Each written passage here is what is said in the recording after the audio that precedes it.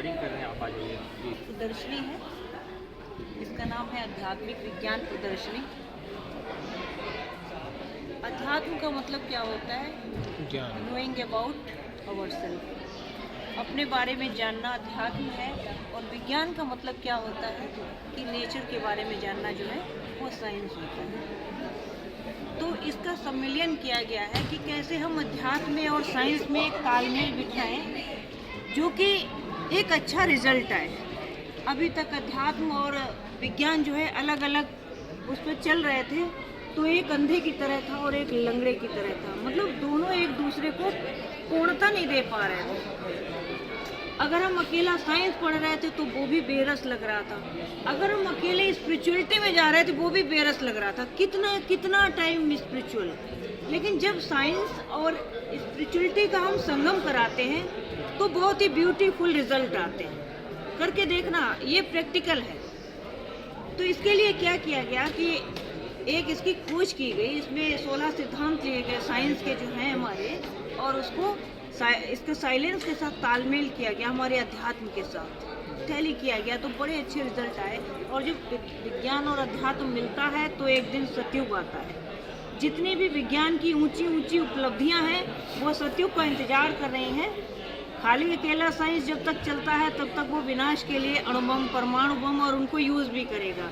लेकिन जो इतनी इसकी पराकाष्ठा हो जाएगी, जब बहुत हाई क्वालिटी की साइंस जब हो जाएगी और अध्यात्म के साथ ज्वाइंट हो जाएगी, तब सतयुग यानी कि यही भारत स्वर्णिम भारत बनेगा।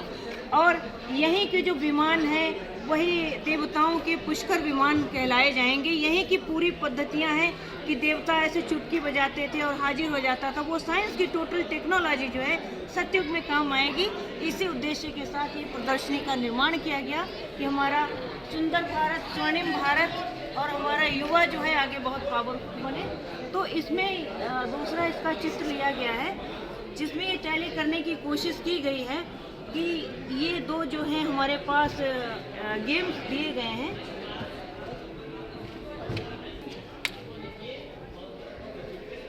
इस गेम आप रखिए, इस पे अंगूठा, ये देखो बायोमेट्रिक सेंसर है, कोई भी रखो।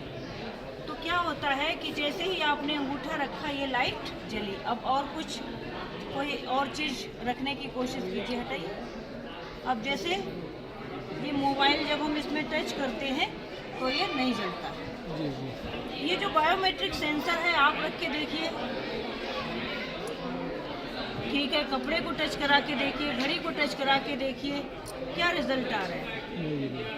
नहीं, कपड़े, खाली कपड़े तो थम खाली जब हम कपड़े को टच करा रहे हैं तो इसमें सेंसर ये ग्लो नहीं कर रहा है, ग्लो नहीं कर रहा है। तो क्या मतलब है इसका, आप बताओ, क्या समझे? बायोमेट्रिक सेंसर है ना, ह्यूमन बॉडी से टच है। जब इस पर हम कोई रिएक्शन कर रहे हैं तो लिविंग हो रही है। अच्छा ठीक है। एक इसके और मशीन है, ये ऑब्जेक्ट काउंटर है। ऑब्जेक्ट काउंटर आपने मॉल्स वगैरह में देखा होगा कि गेट पे लगा होता है। तो वो क्या करता है कि काउंटिंग करता है, चाहे वो सजीव वस्तु है या निर्जीव वस्तु, ठीक है। कोई भी उसके सामने से होकर गुजरेगा तो वो ऑब्जेक्ट काउंटिंग करता है। बट सब्जेक्ट काउंटर जो है वो ऑब्जेक्ट काउंटर की तरह बिल्कुल भी नहीं है। ये जो है केवल लिविंग थिंग्स को ही काउंट कर रहा है। हाँ, तो लिविंग थिंग क्या होती हैं? सारी चीज़ें जिसमें चल सकते हैं, अपने हिसाब से बढ़ सकती हैं, या फिर सारी जैविक क्रियाएं कर सकते हैं। अच्छा, अगर हम आपसे पूछें आप कौन हैं तो आप क्या बताएंगे? आप क्या बताएंगे? अपना परिचय, अपना नाम बताएंगे। नाम बताएंगे। आप क्या बताएंगे? नहीं, हम लोग तो इसे ह्यूमन नेचर के हिसाब से बनाए हुए जैसे प्राणी है। आप क्या बताएंगे? मैं भी एक सजीव इंसान हूँ। सजीव इंसान। ठीक है, जैसे कि किसी ने बताया मैं फला हूँ। किसी बच्चे से पूछो आप कौन है, जो बच्चे स्कूल भी नहीं जाता होगा वो अपना नाम बता देगा। वो कहेंगे नहीं समझे नहीं, तो कहेंगे मैं राजीव का बेटा हूँ। उसने अपनी पहचान अपने पिता से दी, आइडेंटिटी। फिर जब वो स्कूल जाता है तो पूछते बच्चा आप कहाँ पढ़ते हो, मैं फला स्कूल का स्टूडेंट हूँ। उसकी आइडेंटिटी दोबारा चेंज हुई है, वो सजीव ही, ठीक है। जब वो मंदिर मस्जिद या गुरुद्वारे में जाता है तो उसकी आइडेंटिटी वहाँ पर हिंदू मुस्लिम सिख या उसके हिसाब से चेंज होती है, ठीक है। जब वो जॉब में जाता है तब उसकी आइडेंटिटी उसके पद के अनुसार वो चेंज होती है। जब वो बाप या माँ बनता है तब उसकी आइडेंटिटी उसके बच्चों के अनुसार चेंज होती है। तो कहने का तात्पर्य क्या है कि जैसे जैसे ही हम इस फील्ड में कहीं भी निकलते हैं हमारी आइडेंटिटी जो है परिस्थितियों के अनुसार बदल रही है। क्या हमारी कोई अपनी आइडेंटिटी है कि नहीं, कभी सोचा इस बारे में? अच्छा, क्या हमारी कोई आइडेंटिटी है, परिचय है कोई ऐसा आपका जो बदलता ना हो? सत्य ही नहीं बदलता। क्या सत्य? वही आइडेंटिटी। सत्य ये है कि जो नेचुरल है, जो नहीं, आप में क्या सत्य है जो नहीं बदलता है, इसको सोचो जरा। सर हम मानो है ये तो परम सत्य है, ये कभी नहीं चेंज होगा।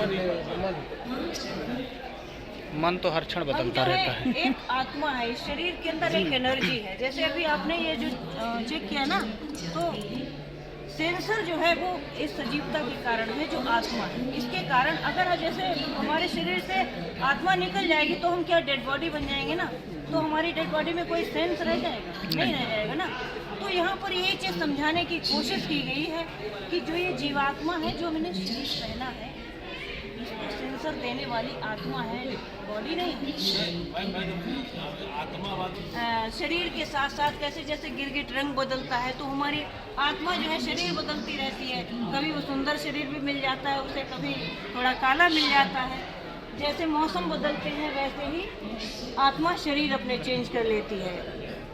फिर यहाँ पर एक साइंस का कॉन्सेप्ट अभी जो वहाँ पर देखा था कि एनर्जी और अनंत काल का, कि एनर्जी का संबंध जो हमारे अध्यात्म का अनंत काल लिया गया। साइंस भी कहती है एनर्जी क्या है, कि उसको ना तो हम नष्ट कर सकते और ना ही उसका क्या कर सकते हैं, रूपांतरण कर सकते हैं एक रूप से दूसरे रूप में। संरक्षित कर सकते हैं। जैसे पानी की एनर्जी को संरक्षित करके लाइट बनाते हैं, ठीक है। हम एनर्जी को संरक्षित कर सकते हैं, रूपांतरण कर सकते हैं, लेकिन उसका हम ऐसा नहीं होता कि विनाश हो जाए, ठीक है। उसी प्रकार से हमारी आत्मा भी एक एनर्जी है जो अनादिकाल से अनंत काल से चली आ रही है। वो कभी उसका विनाश नहीं होता शरीर की तरह। शरीर विनाशी है, लेकिन जो मैं आत्मा हूँ, सत्य हूँ, ठीक है, ना कभी मरती हूँ, ना कोई हवा मुझे उड़ा सकती है, ना कोई अग्नि मुझे जला सकती है। मैं शाश्वत आत्मा हूँ। इसमें बताया गया, एक वहाँ पर था कि लाइट है तो लाइफ है। जो इसका दूसरा सिद्धांत लिया है लाइट और लाइफ का। लाइट क्या है, उसके लिए टैली किया गया है कि विज्ञान में हम इसके लाइट और लाइफ के लिए ये चित्र लेते हैं, बच्चों को भी सिखाते हैं कि जब सूर्य का प्रकाश एक बीज पर गिराया जाता है, बीज जिसको हमें अंकुरण कराना है, तो उस पर हम ऐसी जगह रखते हैं कि सूर्य का प्रकाश भी उसे मिले पानी के साथ साथ, ठीक है।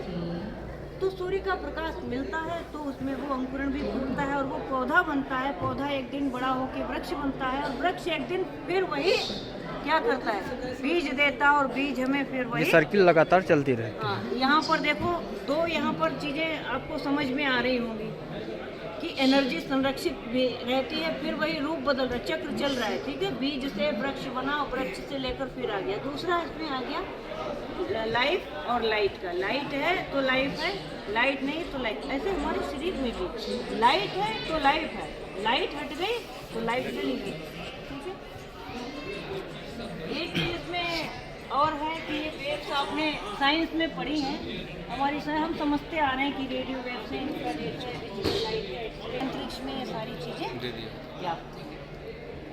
ये नहीं पता है कि हमारी सोल में भी क्या है, ये रेस चलती रहती हैं। हमने कभी उन पर फोकस ही नहीं किया, कभी उनको हम रियलाइज़ ही नहीं करने की कोशिश करते हैं। अभी जैसे बात हुई थी कि मन की बात हुई, तो मन क्या है, कहते मन संकल्प उठाता है, मन में तरंगे उठती हैं, ठीक है। जैसे आप यहाँ खड़े हैं, हम आपसे कहें कि आप उपस्थित शरीर से यहाँ हो, लेकिन 2 मिनट के लिए अपने घर होकर आओ, तुरंत आपका मन गया घर पर, एक राउंड लगाया, उसने जो कुछ भी वहाँ देखा, एक दृश्य देखा और वापस आ गया, खुश हो गया। ये क्या था, मन की एक तरंग गई और घर तक गई, उस ऊर्जा ने वहाँ पर पूरा क्या विजुलाइज किया कि अपना घर देखा, गेट खटखटाया, मम्मी ने गेट खोला या उसने वहाँ कुछ खाया पिया, जो कुछ भी आपने सोचा वो सोचा। तो मन की जो शक्ति है ये आत्मा की एक शक्ति है, ठीक है। तो मन का काम क्या है? विचार करना। लेकिन वो विचार जो है तरंग के फॉर्म में तो होता है। अच्छा, इसमें वो विचार बुरा भी तो कर सकता है। मन में कैसे विचार उठ सकते हैं? इस समय कैसे उठेंगे विचार? वैल्यूज चल रहा है, पॉजिटिव या निगेटिव। अच्छा, ज़्यादा कौन से उठते हैं? नेगेटिव। ज़्यादा उठते हैं। समय कैसा है? नेगेटिव। बुद्धि क्या काम करती है? चेतन मन को सही गलत का सुझाव देने का। हाँ, बुद्धि जो है हमें, मेरे मन ने जो सोचा वो उसे बताती क्या सही क्या गलत है। लेकिन मन मानता है कि नहीं मानता है, उसकी पावर के ऊपर डिपेंड करता है कि ये कितना पावरफुल बन गया है, ये हमें चला रहा है या हम इसे चला रहे हैं। आज के टाइम में ये पावरफुल बन गया, हम कमज़ोर बन गए, हम राज नहीं कर रहे हैं, हम गुलामी कर रहे हैं। मन ने कहा चलो ऐसा करो, चलो ठीक है, अच्छा कर लेते हैं, चलो दोस्तों के साथ चलो पार्टी करते हैं, चलो ठीक है। इसी के अकॉर्डिंग जो है हमारे संस्कारों का निर्माण होता है। जो भी हम काम करते हैं वो हमारे संस्कार होते हैं।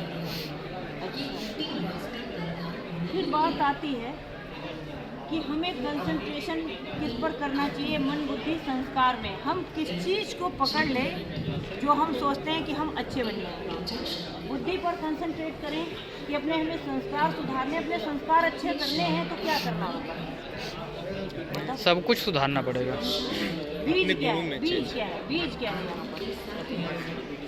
संस्कार तो एक फल है हमारा, ठीक है। बीज क्या है? मन ने सोचा ना, बीज तो यहाँ से पैदा हुआ। अब अगर हम इस चीज़ को सुधार लेंगे कि हमें कैसा सोचना है, हमें कैसा सोचना है, हमें सोच कर भी सोचना है, तो क्या होगा? हमारा ये सुधर जाएगा, ये पार्ट बुद्धि भी ऑटोमेटिक सुधर जाएगी। फिर बुद्धि को जरूरत ही नहीं मन को समझाने की। अगर ये समझ गया, हमें क्या करना पड़ेगा? अपनी शक्ति बढ़ानी पड़ेगी, राजा की तरह व्यवहार करना पड़ेगा। इनको मंत्री समझना पड़ेगा कि ये हमसे डाउन है। हम इनको ऑर्डर देंगे, हे मन तुम्हें ऐसा सोचना है। माना हम इस समाज में रहते हैं, मोबाइल खोला, मोबाइल ने कुछ गलत मोबाइल में देख लिया तो मन में तुरंत उसके प्रति वैसे ही विचार चलने लगते हैं। तुरंत अपने मन को डाइवर्ट करो, आँखों को टाइट करो, हे आंखें तुम्हें ये नहीं देखना है, बंद करो। हे मन तुम्हें इस बारे में नहीं सोचना है, क्लोज, आगे बढ़ो, अच्छा कुछ देखो, आओ चलो कुछ अच्छा सोचते हैं। जब हम अच्छा सोचेंगे तो हमारे अच्छे कर्म बनेंगे और हमारे संस्कार कैसे होंगे? अच्छे होंगे। यही चीज़ साथ में जाती है। फिर बात करते हैं कि यहाँ पर दिखाया गया है ह्यूमन बीइंग में बॉडी एंड सोल दो चीज़ें आती हैं। जैसे भी एक जवाब आया था कि हम ह्यूमन बीइंग हैं। ह्यूमन बीइंग का मतलब बॉडी विद सोल। जब बॉडी सोल के साथ होती है तब उसको ह्यूमन बीइंग कहते हैं, ठीक है। तो हम बॉडी पर तो बहुत ध्यान देते हैं आजकल, मम्मी पापा सब बच्चे क्या खा रहे हो, हेल्दी बॉडी बनाओ, एक्सरसाइज करो और सुबह को ये लेना है,